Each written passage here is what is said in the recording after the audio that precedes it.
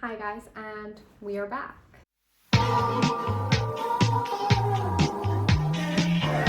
For those of you who don't know, my name is Karen, and I have decided to read all 13 books on the International Booker Longlist, God willing, before the shortlist is announced. As of right now, I have read 3 out of 13 of the books. If you want to follow along on my journey, you can also hit me up on Instagram and find out exactly what I'm reading right now. My handle is @SwamiKaren. Book number 3 is this one, More Than I Love My Life by David Grossman. Okay, I didn't like it.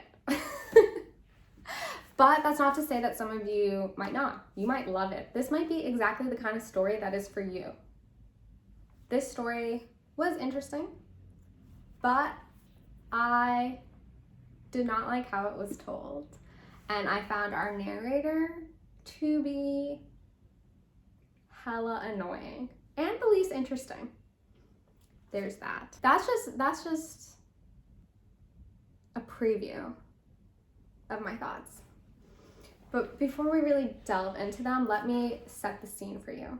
This is a multi-generational family story told in a very brief period of time. However, we are threading through 3 generations of women to discover the matriarch's secret that has such traumatized 3 women through time. This novel starts and we're introduced to Vera. It's her 90th birthday.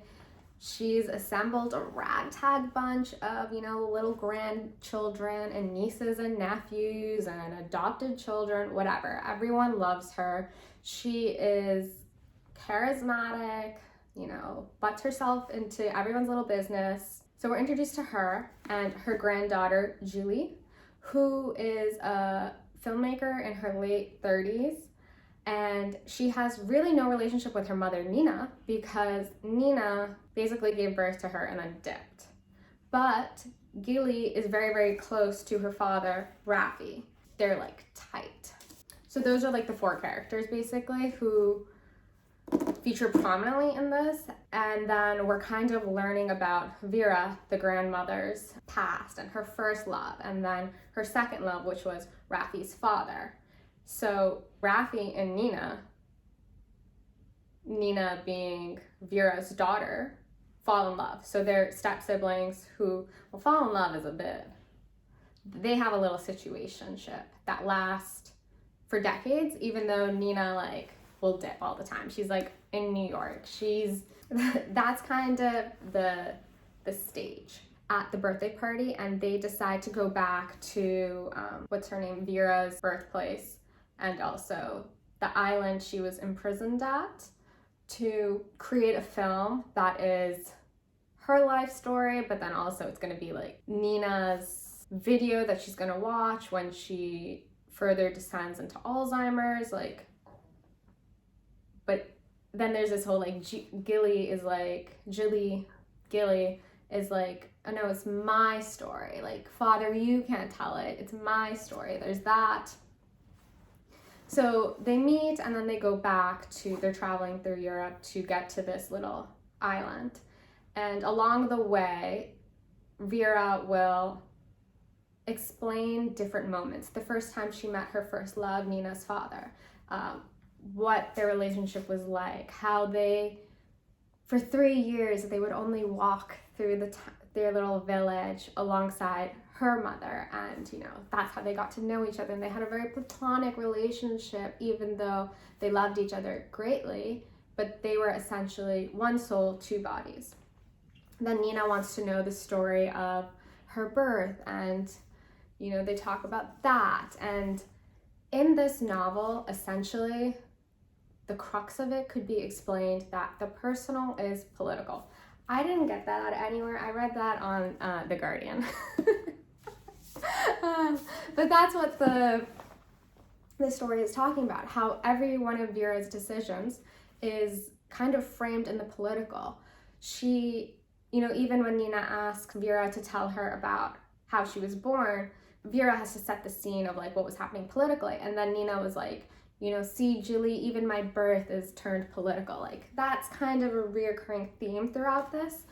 And this story was based off of the real life story of a woman named Eva. I'll insert her name here because I forget her full name, but she was David Grossman's friend and he knew her intimately, and and she wanted him to tell her story and the story of her daughter, but he was free to take creative liberties. And from what I understand, he did, which is fine. That's great. You know, this could work really well as a movie. And I know that, you know, Eva's story has been turned into a novel beforehand. A documentary was made about it. Like, it's an interesting story for sure. But in the context of this novel, Vera comes across ultimately, even though she is charismatic, as really narcissistic. And even the granddaughter herself, she recognizes that. That made me happy because I was like, okay, good. Like, someone sees through this woman. Vera made one decision which was a testament to how much she loved her husband more than her own life. But the cost of that decision was that she traumatized her daughter, who then subsequently abandoned her own daughter and set the stage for all of this pain and suffering. So that's the story. That's what we're unpacking. We're unpacking what it means to be abandoned, what does it mean to be betrayed, and it's through the lens of this family of 4. What I disliked about it is that in some weird way, even though we're dealing with very like heavy historical situations, I found the treatment to be almost a little saccharine. Like, I don't know if that's really the right word for it. It's just like, I didn't like how this story was told. And I think maybe it could just be, though we could make the case that the reason, sorry, I have to like move my ankles. The reason that the story was told through Gilly's eyes is because, you know, she's the youngest, she was the script girl for her father, so she's used to writing everything down, etc., etc. She might be able to have a more objective view of the picture. However, I didn't find her to be a very believable character.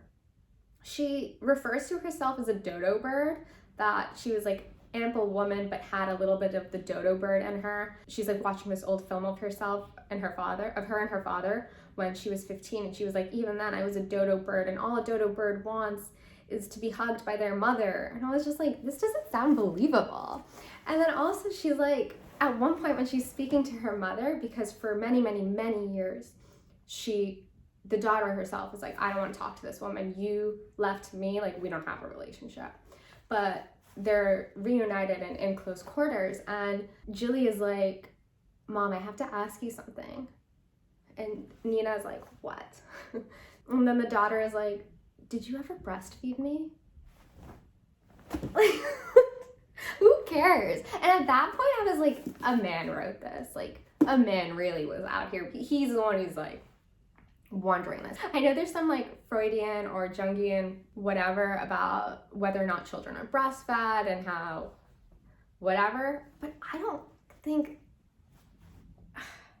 we needed that. It was ridiculous. And then at the same time, Julie has her own relationship with this man, and she's like, oh, he's too good to me. Is it gonna end? He wants children. I don't know if I want children. Obviously she's because she worries about having children because she didn't have a mother, etc., etc. And it's like, I don't care about you, Julie. Like, you're not that interesting. Nina, the enigmatic Sphinx Nina, is interesting. Vera, in her narrative building, because she is building the myth of herself, is fascinating. I think maybe Raffi, the father, should have been the narrator. He could have been a more objective narrator. But no, instead we had Julie, and I didn't really vibe with it. That's about it. It is very quick to read though. I mean, I kind of have to say that for all of them because I am reading them very quickly. I don't know, I think this could be someone else's cup of tea. It really wasn't mine, though the story is interesting. I just didn't really vibe with how it was told. So that's really about it. If you read this and if you loved it, sound off in the comments. Tell me why. Because I mean, I can kind of see why someone would actually like it. It's just not the kind of story telling that grips me. Though obviously he writes well. There's some great sentences in here. Didn't really vibe with who our narrator was. So I will get back to reading and schoolwork because I've got a lot to do and not a whole lot of time. Okay,